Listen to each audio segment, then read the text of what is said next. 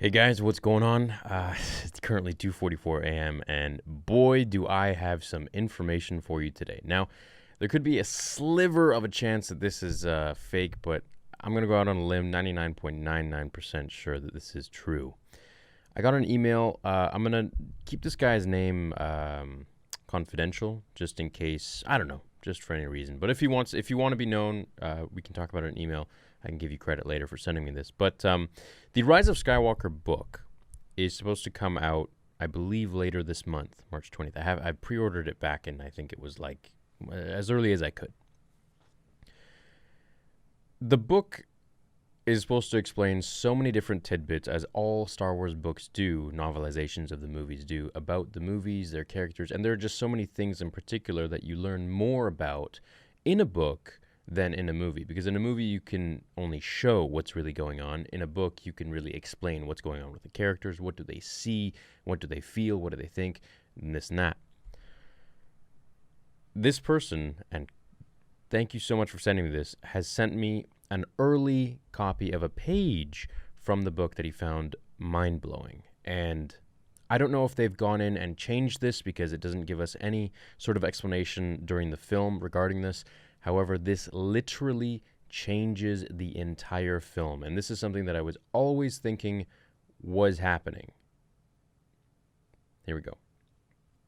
This person, who shall remain nameless, says, I received an early copy of The Rise of Skywalker at C2E2, which is a Chicago Comic-Con, I believe, that's going on right now, and thought you'd like to see this excerpt about Palpatine. So let's go ahead and read this excerpt. I'm going to put it on the screen right now so you can see it as well. The Emperor's eyes were filmed over with milky blindness, and vials punctured his neck. All the vials were empty of liquid save one, which was nearly depleted. Kylo peered closer. He'd seen this apparatus before, too, when he'd studied the Clone Wars as a boy. The liquid flowing into the living nightmare before him was fighting a losing battle to sustain the Emperor's putrid flesh. What could you give me? Kylo asked. Emperor Palpatine lived after a fashion, and Kylo could feel in his every bones that this clone body sheltered the Emperor's actual spirit. It was an imperfect vessel, though, unable to contain his immense power. It couldn't last much longer. Everything, Palpatine said. A new empire. The creature raised his ruined hand. Kylo sensed him drawing on the Force, but before he could react, his surroundings disappeared as if into a fog, and a vision filled their place. This is absolutely mind-blowing, and if you didn't know, this is the only image that I got from the book. This is most likely the very beginning, after Vader gets what he needs from Mustafar, and he gets the Wayfinder, and goes to Exegol and finds Palpatine. This is that very beginning scene, where he's coming down the elevator kind of thing. We see all those Sith statues, which was such a cool scene. And he says, "My boy, long have I waited," and, this and that. I've been every voice inside your head. This is it, man. This really fixes a lot for me, and this is what I thought going into this. However, there was so much going on with this film, and so many people saying, like, oh, this is ruined, Palpatine's ruined, this and that. But I always believed that Palpatine said that he is dead. He has died once before. And this makes sense now that this is a clone body. And it makes sense as to, I keep forgetting the dude's name, but the dude from Lord of the Rings, Pip or Pippin, or I'm sorry, I've said his name a million times incorrectly. But he said very quickly in the film too, which I wish they would have gone into more detail, but he did say, how's Palpatine back? Poe says, how's he back? And he's like, cloning, Sith magic, the dark side. Well, I guess it was cloning. I guess he cloned his body and then transferred his essence. We are literally going to the Dark Empire comic from Legends. This is literally that. This is all that it is. However, my question is, why is the clone body so decrepit and deteriorating? So those liquids, the things that were going into his neck in the film, now it all makes sense. Those were just keeping his flesh alive, which is very interesting because Vader didn't have such a thing going on with his body. However, in Legends, Vader's flesh was dying all the time. So he had to have his body scrubbed by droids, and they would, just kind of keep the smell of putrid, of necrotic flesh out of there, and it was disgusting the way they explain it, but that's what happens. At least with his burnt skin. Now, Palpatine's, if he's a clone, as we see here, let's reread it. Kylo he'd seen this apparatus before, too, when he'd studied the Clone Wars as a boy. The liquid flowing into the living nightmare before him was fighting a losing battle to sustain the Emperor's putrid flesh. What could you give me? Kylo asked. Emperor Palpatine lived after a fashion, and Kylo could feel in his every bones that this clone body sheltered the Emperor's actual spirit. So this is, I guess, why Palpatine says, I am all the Sith. Because really, he was Palpatine. However, so, dude, that means that Palpatine wasn't at full power at all. This just really shines a whole new light on everything for me. Wow, okay. So if he wasn't full-powered Palpatine, then what was his plan? To just... So I guess he did really die. I guess he really did die in Return of the Jedi. Anakin did fulfill the prophecy. That fixes it. He fulfilled the prophecy, and this was possibly his way to cheat death, was to transfer his essence. Right there, baby. We just figured it out.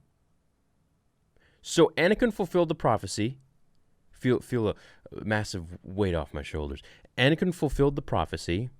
I don't have to go along with the idea of, it was like 30 years ago or whatever. Anakin fulfilled it, and we got now a different prophecy. No, Anakin did fulfill it. He killed the Emperor. This fixes that. I hope this video goes viral. I really do, because this is going to fix a lot of things for a lot of people who had a major issue with the film, and that was a major issue I had too. However, I was at peace with it because I said, okay, well, you know what? Anakin did do what he needed to do. He saved his son, and if he didn't save his son, then things would have been different in the galaxy. However, this really solidifies George's legacy of what he did from 1 to 6, and it doesn't really touch that, because this now just goes on to Legends, which George also signed off on, which was the Dark Empire comics that Lucasfilm, or Dark Horse, published in the 90s. And that was essentially, it was a several-part comic, and I'm going to cover it on the channel. I've covered one issue of it, I believe.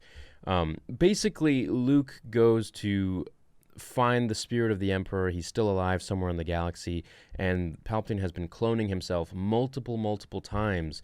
He's got like vats of clones of his body, kind of like we see in this film, but with Snoke. He's got vats of clones of himself. And what he does every time he dies or is near death, he transfers his essence into the next clone body. So then when that one dies, then he transfers it into the next one and the next one. So he just kind of lives forever, but he like hops into these different vessels of himself. And the reason it's of himself is because he's the only one that can really hold that power that he possesses, and no one else really can.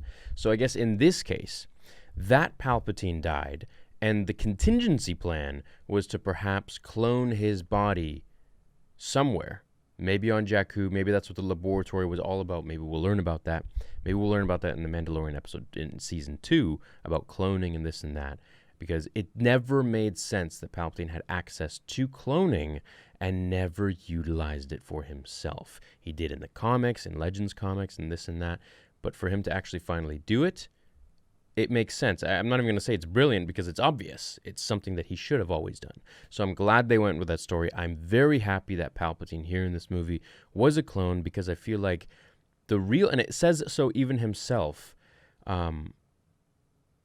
Palpatine lived after a fashion, and Kylo could feel in his very bones that this clone body sheltered the Emperor's actual spirit. It was an imperfect vessel, though, unable to contain his immense power. Now, my question is that when this clone body absorbed the powers of both Rey and Kylo and their Force dyad, saying, it is like life itself, or whatever he said, was he then more powerful than ever? That is my question. However, regardless, this is not the organic, original Sheev Palpatine that we all know and love. The Senate himself, the same one that fell down the reactor shaft due to Anakin Skywalker fulfilling the prophecy. This is not the same Emperor at all. So, this is a clone body. He has somehow transferred his essence into it. How he did that as he was dying, I don't really know, but I hope we'll find out. This really is this is awesome, and I hope this is of course true, and it's not just someone trolling me, because that would just be absolutely terrible. But I mean, the book does come out I think in about like 20 days or so, something like that, and I know the concept art book has been pushed back to August, I think, and that was supposed to come out, I think, around the time the Rise of Skywalker came out too. So this is great news. I'm extremely excited about this. I hope that we will be able to dive more into this, and I can't wait to see more of what this vision was, right? So let me reread it. His surroundings disappeared as if into a fog, and a vision filled their place. So the book is going to be immensely better than the film. I think, because the books always are able to explain more about each character, what they see, what's going on, and it can fill more than your time slot for a movie that has to fit, right? So this book, if it were turned into an actual movie, it could have been like 6 hours possibly if it goes into all that detail.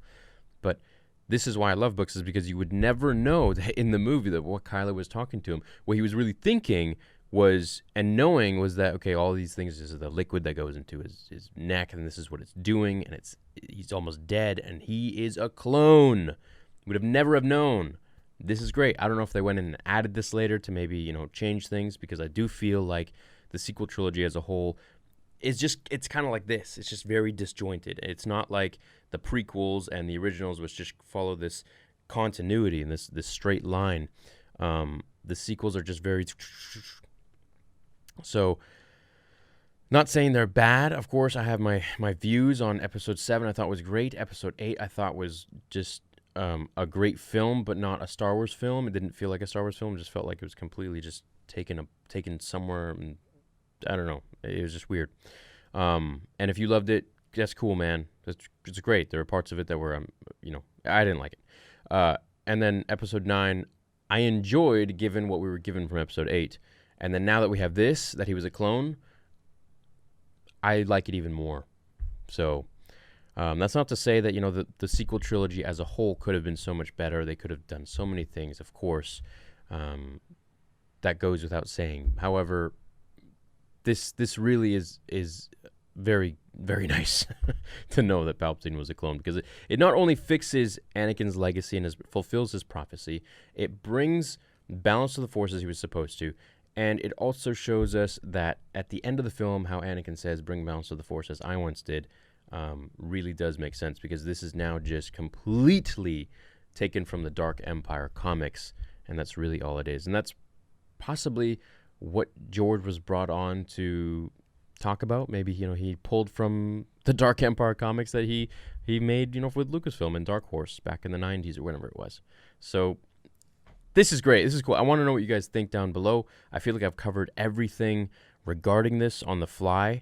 I literally just got this information now, and I'm very excited to release this to you guys in about like 8 hours or so. So let me know what you guys think in the comments. Make sure to check me out on Instagram, and more about Vader Episode 2 coming very soon. Thanks for all your support. Catch you in the next video. I can't wait to get this book. I've already pre-ordered it, so once I do get it, I'll be going through everything. And I'm sure there will be tons and tons of stuff that will give us more information on the backstories of characters, and Snoke and Palpatine and Rey and Kylo and Luke, and maybe even Anakin's Force Ghost does show up somewhere in the film, because we know in Episode 7 we were supposed to get Anakin's ghost as a dark and light figure that was altering between the two stages, which was kind of interesting concept. I don't know how they would have pulled it off, but we never got to see that. We got the concept art for it, but it never happened. So hopefully in this film that actually did happen, in the book, I mean. So anyways, have an awesome rest of your day, and may the Force be with you. See you guys.